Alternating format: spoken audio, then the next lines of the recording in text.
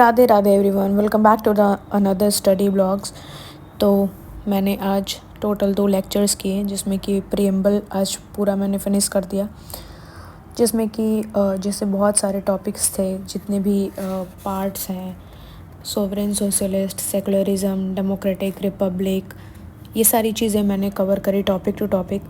इसके साथ ही देखा कि ऑब्जेक्टिव्स प्रीएम्बल के क्या होते हैं, जहाँ पे मैंने देखा कि ऑब्जेक्टिव्स ऑफ कॉन्स्टिट्यूशन जो है वो कैसे प्रीएम्बल को रिफ्लेक्ट करता है, जस्टिस के थ्रू, लिबर्टी के थ्रू, इक्वालिटी के थ्रू एंड फ्रैटर्निटी के थ्रू।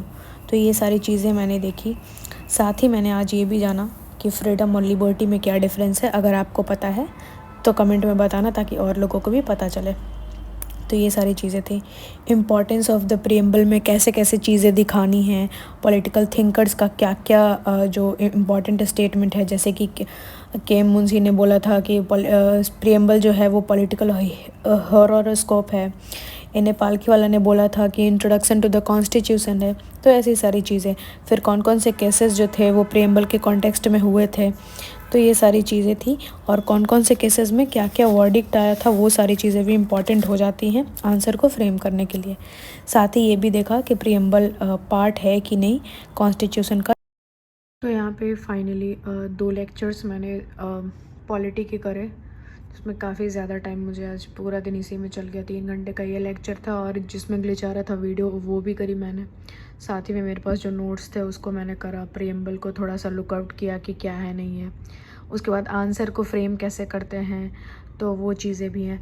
आंसर को फ्रेम करने के लिए मैं आपको यहाँ पे एक चीज़ दिखा रही हूँ, जो कि ये हेल्पफुल बहुत ही होगा आपके लिए इसको फॉलो करने के लिए, स्पेशली पॉलिटी के आंसर्स के लिए। तो मैंने ये सारी चीज़ें करी। और प्रीएम्बल जैसे है पार्ट है कि नहीं, तो इतने सारे केसेस हुए, केसेस में अलग अलग वर्डिक्ट दिए सुप्रीम कोर्ट ने। और उसके बाद फिर मैंने क्वेश्चंस करे।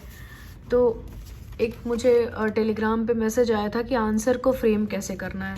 तो आप देख सकते हैं, ये जो क्वेश्चन है ये यूपीपीएससी का क्वेश्चन है प्रीएम्बल से रिलेटेड। तो जैसे है कि why is the preamble called the philosophy of the Indian constitution. तो सबसे पहले इसमें प्रीएम्बल है कि हम लोग वो लिखेंगे, किसी एनी थिंकर का हम लोग स्टेटमेंट डाल देंगे उसमें।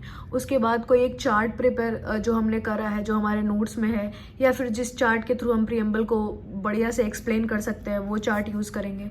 सुप्रीम कोर्ट के अकॉर्डिंग प्रीएम्बल को क्या क्या जैसे आप देख सकते हैं प्रीएम्बल पार्ट है कि नहीं है, तो ये सारी चीज़ें आप इम्पोर्टेंस में वहाँ पे दिखा सकते हो। फिर से किसी का स्टेटमेंट यूज़ करेंगे और लास्ट में उसको कंक्लूड कर देंगे। तो ऐसे एक आंसर फ्रेम किया जा सकता है। और यही सारे क्वेश्चंस थे।